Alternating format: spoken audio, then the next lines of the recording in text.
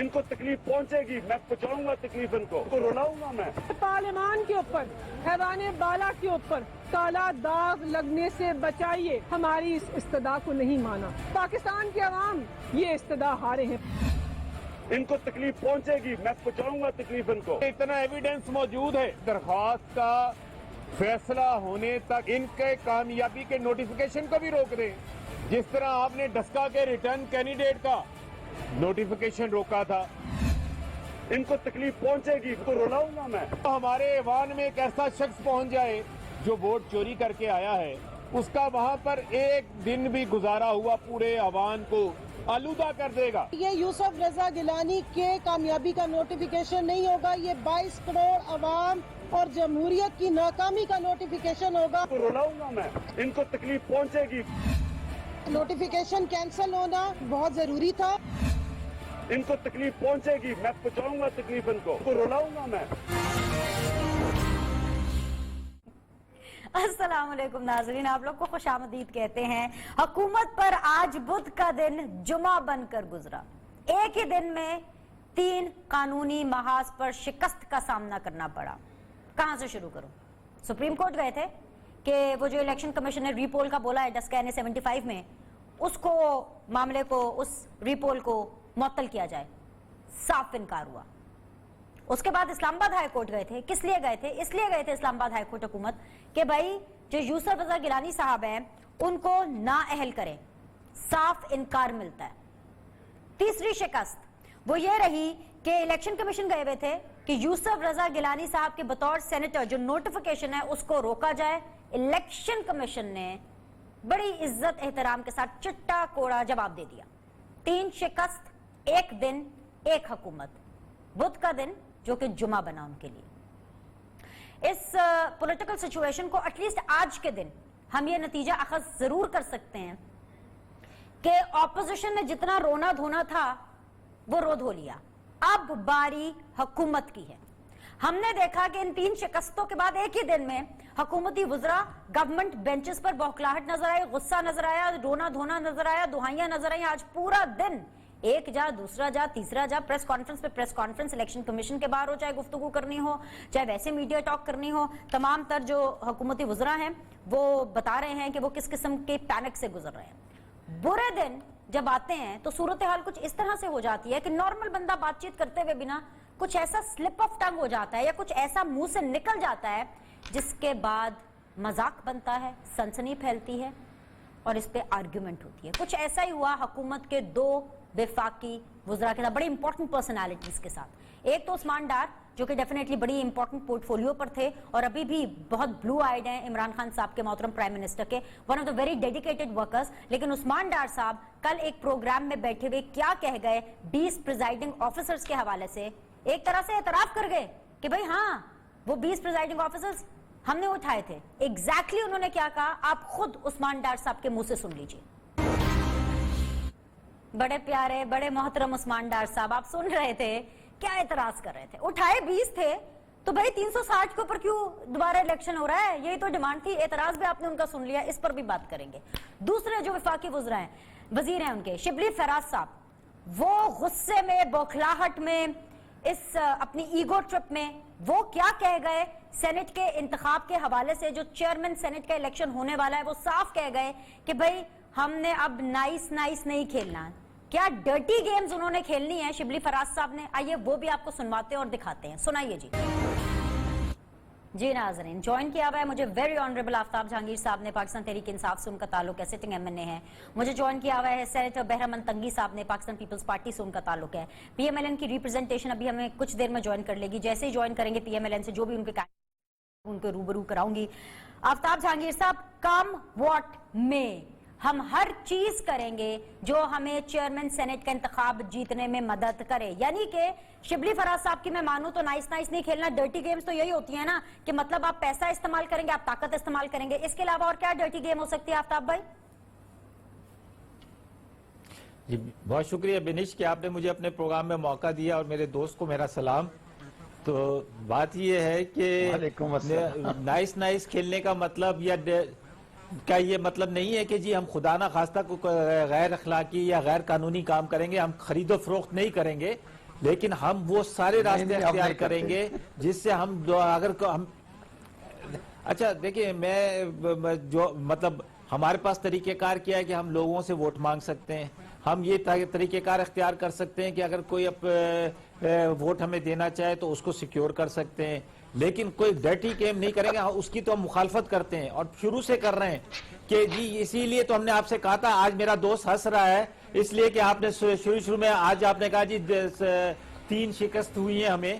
وہ شکست ہمیں نہیں ہوئی, وہ ان کی اخلاقی شکست ہوئی ہے کہ جو یوسف رضا گیلانی صاحب کے صاحبزادوں نے کیا, جو ناصر شاہ صاحب نے کیا, جو ویڈیوز آپ کے پاس ہیں اس کے ایویڈنس کو ہم نے جب پیش کیا تو عدالت نے ہماری بات سننے سے انکار کیا, بلکہ ایک طرف یہ کہا کہ جی اس کو آگے ہم اس کیس کو چلائیں گے. ہماری ڈیمانڈ کیا تھی, آپ اس کیس کو پراپر چلائیں لیکن نوٹیفیکیشن کو روک لیں, ورنہ پھر ہوگا کیا کہ نوٹیفیکیشن نکلنے کے بعد اپیلز اور در اپیلز وہ کیس جو 22 تاریخ سے شروع ہونا ہے وہ چلتا چلا جائے گا.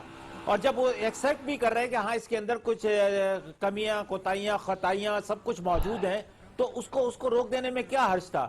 لیکن جب عدالتیں ان کے حق میں فیصلہ کریں تو کہتے ہیں کہ بھائی بڑی کامیابی ہوگی, ہمیں الیکشن کمیشن ان کے حق میں جائے تو کہتے ہیں بڑی کامیابی ہوگی, ورنہ پھر کہتے ہیں کہ دھاندلی شدہ الیکشن ہے. یہ مطلب میری سمجھ میں نہیں آتا. میں تو خود اس بات کا داعی ہوں, میں اس بات کا وکیل ہوں کہ ہر چیز کو نیٹ اینڈ کلین ہونا چاہیے, الیکشن کو فیئر ہونا چاہیے.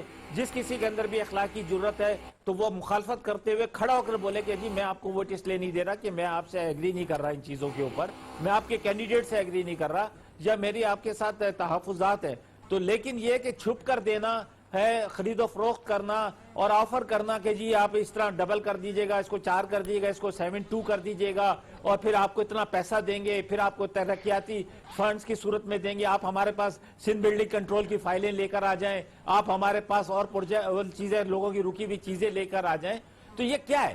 یہ سب وہ چیزیں جس کی آپ بھی ہمیشہ پروگرام کرتی ہے تو کہتی ہیں کہ یہ نہیں ہونا چاہیے. میں بھی کہتا ہوں اور میرے دوست جو بیٹھے ہیں سینیٹر صاحب وہ بھی یہی کہتے ہیں, لیکن کیا ہوتا ہے کہ جب وہ جتوائیں گے ہربا بتا دیجئے, کم واٹ میں واٹ ایور وہ کیا ہے ہربا تو بتا دیجئے. اچھا مطلب میں آپ کو وہ ہربا یہ ہے کہ دیکھیں ہمارے پاس جتنے ہمارے سینیٹرز ہیں جو ہمارے پاس ہیں اور جو ان کے پاس جو سینیٹرز ہیں, اگر وہ ان کے جو 3-4 کا ڈیفرنس ہے وہ ایگری نہیں کر رہے ہوں گے تو وہ ہوگا. ہم کوئی پیسہ استعمال نہیں کریں گے, نہ کوئی طاقت استعمال کریں گے. سجرانی صاحب جو ہے اپنی کمپین چلا رہے ہیں, اگر وہ کسی کو مطمئن کر لیتے ہیں تو ضمیر کی آواز تو کیا لوگوں نے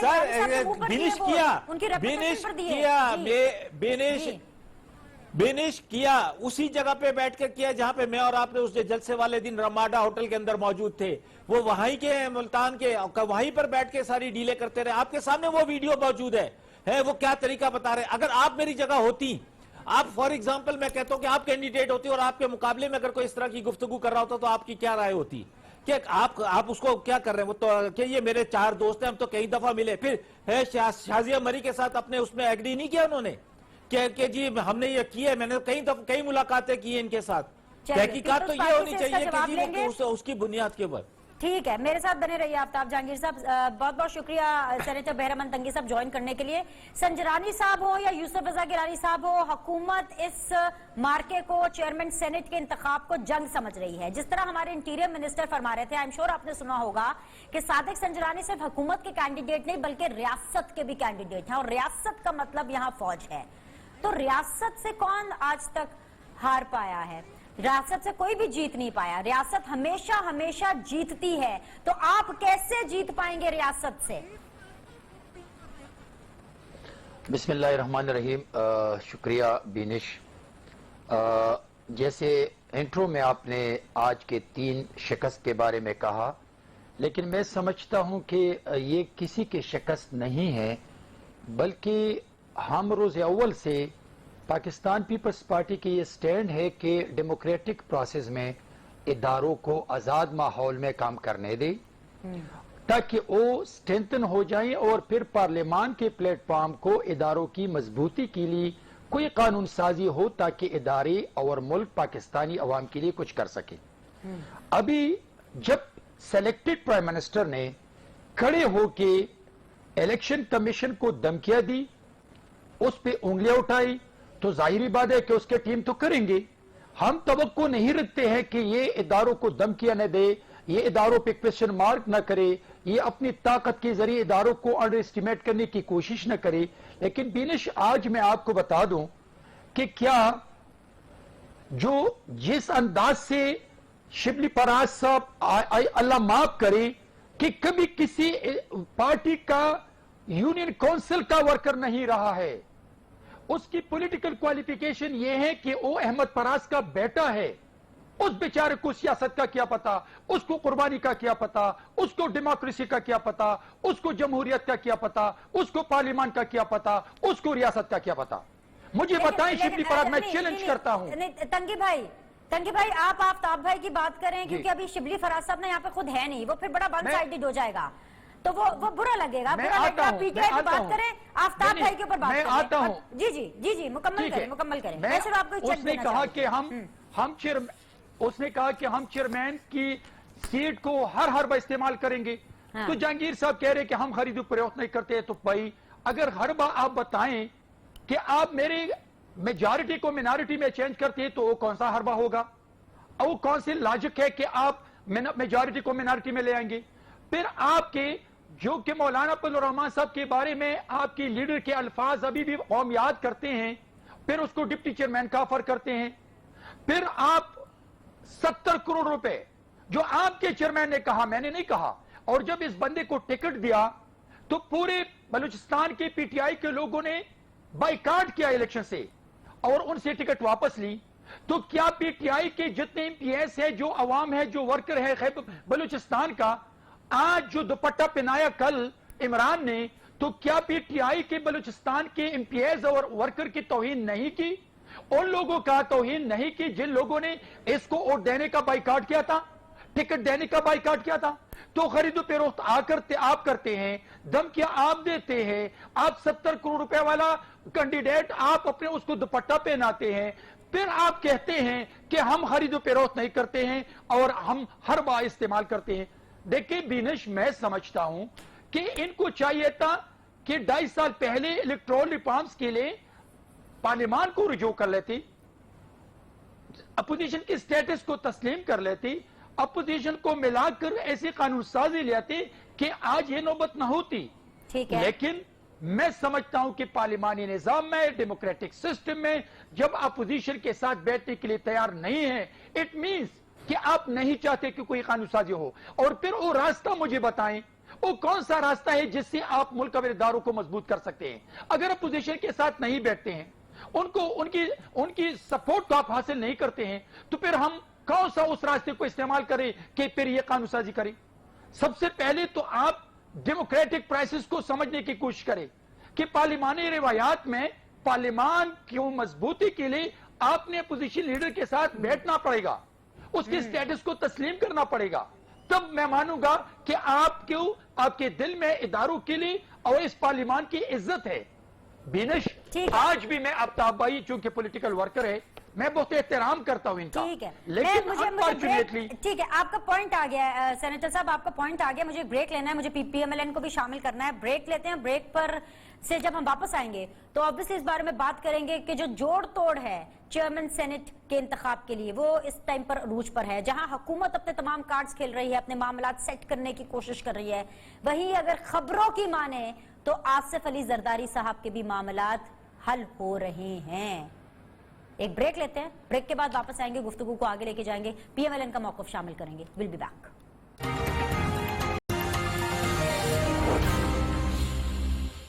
ब्रेक के बाद आप लोग को खुश आमदीद करते हैं। जिनका इंतजार था वो आ गए हैं। पता नहीं अली गौहर साहब किधर रह जाते हैं, पीएमएलएन से इनका ताल्लुक है, उनकी हम वॉइस लेते हैं। बहुत बहुत शुक्रिया अली गौहर साहब हमें ज्वाइन करने के लिए। बहुत सी बातें आपसे पहले हुई हैं, लेकिन आपसे मैं गुफ्तगू यहाँ से आगाज करना चाहूंगी कि जब तक आप लोगों ने तन मन दिल लगा के यूसुफ रज़ा गिलानी साहब को जितवाया, उसके बाद वो सेनेटर बन गए, मतलब शेरो शकर हुए हुए थे। बिलावल भुट्टो जरदारी साहब जो हैं वो फ्रंट पोजीशन पर आ गए, ड्राइविंग सीट पर आ गए, लेकिन उसके बाद वो डिक्टेट करना शुरू हो गए पीडीएम के अंदर। आप मुझे एक रीजन बता दीजिए, क्योंकि कहीं ना कहीं एक अनकंफर्टेबल फीलिंग लग रही है लीगियों के अंदर कि चेयरमैन सेनेट के लिए पीएमएलएन यूसुफ रज़ा गिलानी साहब को वोट क्यों करेगी? देखें, आपको पता है कि जब पीडीएम बनी तो उसको बहुत क्रिटिसाइज किया गया। ये कहते थे कि ये बिल्कुल अलग दो मुकातबे फ़िक्र की पार्टीज़ हैं और इन्होंने एक दूसरे के साथ इतना अरसा तक अपोजिशन की है और इलेक्शन कॉन्टेस्ट किए हैं, तो ये तो एक पेज पर इकट्ठे हो ही नहीं सकते, और ये अगर इकट्ठे हो भी जाएंगे तो आगे चल भी नहीं सकेंगे। बेनिश, आपने देखा कि हर मौके के ऊपर पीडीएम ने जितने फैसले किए वो आपस में बाहमी मशावरत और इत्तफाक के साथ किए और उसके नतायज आपके सामने आए। यूसुफ रज़ा गिलानी साहब को अगर एज अ सेनेटर हमने कैंडिडेट बनाया मरकज से, तो ये एक नामुमकिन टारगेट था, लेकिन अल्लाह ताला के फजलो करम से इस नामुमकिन काम को भी मुमकिन किया गया। तो अब जो है वो सेनेट की चेयरमैनी, जब हम इतनी पार्टी दें, अभी तो इलेक्शन हो जाने हैं अनकरीब, इंशाल्लाह जनरल इलेक्शन हो जाएंगे, बहुत कुछ लेने देने को है, लेकिन अगर हम बड़ी पार्टी है, मेरी रिक्वेस्ट सुन मैं सर आपकी पूरी बात सुनूंगी, लेकिन इस पूरे मामले के बाद आपने यूसुफ रज़ा गिलानी साहब को सेनेटर बनने में मदद तो कर दी, लेकिन उसके बाद तमाम तर तारीफें बिलावल भुट्टो जरदारी के हिस्से में आई, तमाम तर वाहवाह उन्होंने बटोरी, तमाम तर क्रिटिसिज्म तनकीद पीएमएलएन के हिस्से में आई, और सिर्फ तनकीद नहीं, जूते और चपेड़े भी पीएमएलएन के हिस्से में आई। देखें, गुजारिश ये है कि बिल्कुल मैं उस तरफ भी आऊंगा जिस तरह से इन्होंने वो बदतमीजी की एक नई तारीख रकम की है, जिस तरह से कि इस शोबे में भी ये रिकॉर्ड कायम करते हैं। लेकिन मैं एक बात बताऊं कि हमारी जो लीडरशिप है, मियां नवाज शरीफ साहब हैं, वो अपनी इन तमाम जो उनकी इलाकी पार्टीज हैं जो इस वक्त पीडीएम में शामिल हैं, उनके लिए वो बहुत खुला दिल रखते हैं, फराख दिली का मुजाहरा करते हैं, और यही वजह है कि उन्होंने यूसुफ रज़ा गिलानी साहब को चेयरमैन के लिए सेनेट चेयरमैन के लिए अनाउंस किया है। और आइंदा भी हमें जब मौका मिलेगा तो हम अपनी तमाम पार्टीज को हमने साथ लेके चलना है, और उसके लिए हमें उनको अकोमोडेट करना है, और इंशाअल्लाह ताला आइंदा भी हम इसी फराख दिली का मुजाहरा करेंगे। लेकिन मैं साथ ही साथ ये बताऊं कि उस दिन पीटीआई के जिस जत्थे ने, ये वही गुंडों का टोला है जिनको इमरान नियाजी साहब ने लेके कौमी असम्बली के ऊपर हमले करवाए और सुप्रीम कोर्ट की दीवारों के साथ कब्रें खुदवाई और पीटीवी पर हमला किया, और उसके बाद आप देखें कि वो जो लॉजेस के सामने वो खड़े हुए प्रेस कॉन्फ्रेंस कर रहे हैं, और बिलखसूस वो मरियम औरंगजेब साहिबा, आप जानती हैं कि वो एक खातून है, और उनके ऊपर जिस तरह से हमला किया गया और जिस तरह से उनकी मतलब है कि और इसको पीटीआई के अफसोसनाक सूरत हाल ये है बिनिश कि पीटीआई की सीनियर लीडरशिप ने उनके चेहरों से, ये तो उनकी मजबूरी थी कि ड्रामा करने के लिए दो चार लफ्ज बोलने पड़ते थे, लेकिन इसके बावजूद फिर भी वो हमें क्रिटिसाइज भी साथ साथ कर रहे थे फराख दिली के साथ। और शिबली फराज साहब ने तो जो है वो उसकी मजम्मत तक भी नहीं की। मैं समझता हूँ कि जिन लोगों के घर में माए बहने नाइस नहीं खेलना, डर्टी गेम्स उन्होंने खेलनी है। आफ्ताब जहांगीर साहब, तो डर्टी गेम आज तो नहीं, एक सेकंड, डर्टी गेम तो इन्होंने डस्का में खेली, डर्टी गेम इन्होंने जब हमने तहरीके अदमे साहब के खिलाफ पेश की उस वक्त खेली, अब भी खेलेंगे, पहले भी खेलते हैं। वो रीपोल डिले हो गया, डस्का पर भी मैं आ रही हूं, just hold it for a minute, मुझे जरा पीटीआई को शामिल करने दें और पीपल्स पार्टी को। आफ्ताब जहांगीर साहब, भाई पीएमएलएन तो कह रही है कि भाई उनका एक पैक्ट है, उनकी एक डील है, वो सब जमातों को साथ लेके चलेंगे, जीत तो यूसुफ रज़ा गिलानी साहब की ही होनी है। अब आपने क्या करना है? अच्छा बिनी, दो बातें तो बड़ी अच्छी हो गई। एक बात तो ये कि सेनेटर साहब ने कहा कि जी शिबली फराज साहब ने तो कभी काउंसलर का इलेक्शन भी नहीं लड़ा था, सिर्फ इतना ही कमाल था कि अहमद फराज साहब के साहबजादे हैं। माशाल्लाह, बिल्कुल मैं भी इनकी बात का एग्री करता हूं कि बिलावल साहब का कोई कमाल नहीं था, उन्होंने कभी काउंसलर का इलेक्शन नहीं लड़ा, लेकिन कमाल ये था कि जी वो बेनजीर साहबा और जरदारी साहब के साहबजादे हैं। इसी तरह मरियम नवाज साहबा जो है, उन्होंने कभी काउंसलर का इलेक्शन नहीं लड़ा, लेकिन कमाल ये था इलेक्शन लड़के नहीं आए कौमी असेंबली में। बिलावल कैसे आए कौमी असेंबली में? अच्छा सुन तो ले, अब सुन तो ले, मैं पूरी ऐसे थोड़ी होता है सर, सुन ले, आप फैक्ट को गलत ना दे, तनकीद करें, लेकिन गलत फैक्ट ना दें। पूरी बात सुन लो ना यार, पूरी बात सुन लो। देखिए जी सर, नहीं मैं बिल्कुल आपको दे रहा हूं। बेनी साहबा मरियम नवाज साहबा का कमाल ये था कि वो नवाज शरीफ साहब की साहबजादी थी, और उनकी गैर मौजूदगी में जिस तरह की तकलीफ में इस वक्त शहबाज शरीफ और हमजा हैं, उन सबको पता है, वो लीडर बन गई। अच्छा, दूसरी बात ये कि मेरे भाई अली गौर साहब ने ये कहा, पहले तो इनको मेरा सलाम। दूसरा ये कि इन्होंने कहा, तो भाई इनको कहे कि अली भाई आपको क्या जरूरत पड़ी थी जब आप जश्न मना रहे थे डी चौक के ऊपर है, जब गिलानी साहब की जीत का, तो हमने तो कोई प्रेस कॉन्फ्रेंस नहीं की वहां पे, ना कोई तनकीद की, ना कोई। आप उस दिन वहां पर आपकी अपनी लीडरशिप पहुंच गई, जब आपको पता है कि वहां पर तमाम मीडिया को तो वहां मौजूद ही था, और मीडिया का विनिश भी देखती है मरियम औरंगजेब को اور خاقان عباسی کو, مصدق کو اور احسن اقبال کو, تو یقیناً یہ بھی ان سے 2-4 سوال کر لیتی کھڑے ہو کے کہ بھئی ابھی کیا صورتحال ہے, تو وہاں پر کیا ضرورت تھی. دیکھیں یہ غلط ہے. اچھا اور تیسری بات یہ کہ بنی صاحبہ چلو کم سے کم یہ بات تو طے ہو گئی کہ پاکستان کے اندر بھی دوسری دنیا کی طرح 2 پارٹی الیکشن ہوا کریں گے. ایک پی ڈی ایم کے نام سے ایک مستقل الائنس ہو گیا ہے جو آگے چل کر الیکشن بھی اسی طرح لڑے گا, اور ایک ہمارا ہوگا P T I versus P D M. تو یہ بڑی اچھی بات ہے. اب یہ جو ہے نا یہ نون لیگ والے پیپلز پارٹی کی تعریفیں کریں گے اور پیپلز پارٹی والی نون لیگ کی تعریفیں کریں گے اور مل کر الیکشن. یہ بڑا اچھا آپ نے پنچ مارا. جی سینیٹر صاحب سنا ہے آپ نے آفتاب جہانگیر صاحب کیا کہہ رہے ہیں؟ آپ یہاں سے شروع کریں کہ آپ کو کتنے ووٹ ملیں گے, بس یہاں سے شروع کریں پھر جواب دے دیجئے گا آفتاب بھائی کا. دیکھیے بینش, میں صرف ایک سوال کا جو کہ اس نے کہا کہ بیرمن نے یہ کہا کہ شبلی پراز نے کبھی یو سی کا الیکشن نہیں لڑا. میں نے یہ نہیں کہا. میں نے یہ کہا کہ شبلی پراز کبھی یو سی کا ورکر بھی نہیں رہا ہے کسی پارٹی کے پلیٹ فارم سے. میں نے یہ کہا. اور پھر ایسے بندے کو ریاست کا اور پارلیمان کا اور جمہوریت کا کیا پتا. میرا تو 41 سال سے میں پیپلز پارٹی کا ایک جیالہ ورکر ہوں, اور مجھے خوشی ہے کہ میں اس پارٹی کا ورکر ہوں جس کے گڑی خدا بخش میں 4 قبریں ہیں. لیکن شبلی پراز کی پولیٹیکل کوالیفیکیشن صرف یہ ہے کہ وہ احمد پراز کا بیٹا ہے. میں نے یہ کہا. یہاں اس بات کو میں ختم کرتا ہوں. Very good. آتا ہوں میں آفتاب بھائی کی بات پہ. آفتاب صاحب, آپ دل پہ ہاتھ رکھیں کہ آج آپ کے ایم این ایز نے, منسٹروں نے پریس کانفرنس کے ذریعے, ٹاک شوز کے ذریعے جو election commission per including the selected prime minister, آپ ایک طرف دعویٰ کرتے ہیں کہ ہم کرپشن کو ختم کرتے ہیں, تو پھر آپ کے کل پرائم منسٹر نے کس کے گلے میں دوپٹہ ڈالا؟ پھر آپ کے لیاقت جتوئی نے 35 کروڑ روپے کی چارجز کس پہ لگائی. پھر آپ کے عامر لیاقت نے کس کے بارے میں کہا کہ ہم ووٹ نہیں دیں گے. پھر آپ کے پروونشل پریزیڈنٹ رین نے کیا کہا تھا کہ بھائی عمران نے جو ٹکٹ دیا ہے وہ کرپٹ, چور اور ڈاکو ہے. میں نے تو نہیں کہا تھا. آفتاب بھائی, ہم سمجھتے ہیں اگر میں نے الیکشن کے دوران کہا تھا کہ ہم جیت رہے ہیں, وہ اس لیے کہ آپ کے اپنے ایم این ایس کہہ رہے تھے کہ ہم حفیظ شیخ کو ووٹ نہیں دیں گے.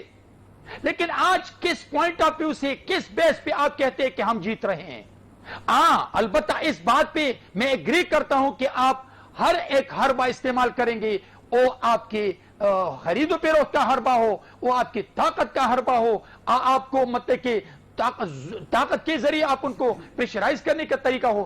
مجھے تو علم نہیں ہے. آپ کیلکولیشن پہ آ جائیں میرے ساتھ کہ اگر کسی میرے پارٹی نے ہمارے کینڈیڈیٹ پر گیلانی صاحب پہ کوئی کرٹیسزم کی ہے, یہ تو وہ بندہ آج الیکشن لڑ رہے ہیں جو وہ پرائم منسٹر بنا تو سپیچ کے پہلے سینٹنس میں جج اس کو ریلیز کرنے کا حکم دیا. یہ وہی پرائم منسٹر ہے جو آج سینٹ کا الیکشن لڑ رہا ہے. اور آج اس نے کیا کہا کہ ریاست کا مقابلہ ہے, عوام کا مقابلہ ہے, عوامی پرائم منسٹر کا مقابلہ ہے, اور وہ ہے پاکستان پیپلز پارٹی کا جیالہ یوسف رضا گیلانی صاحب. یاد رکھیں, اپنی تاریخ کو تو سامنے رکھیں. ٹھیک ہے, یاد رکھیں گے سر. آگے آپ کا میں سر ایک بریک لے لوں, بریک کے بعد واپس آ کے پھر واپس دوبارہ آپ کی طرف آؤں گی. پی ایم ایل این کو بھی شامل کریں گے اس مختصر سے وقفے کے بعد. Stay with us.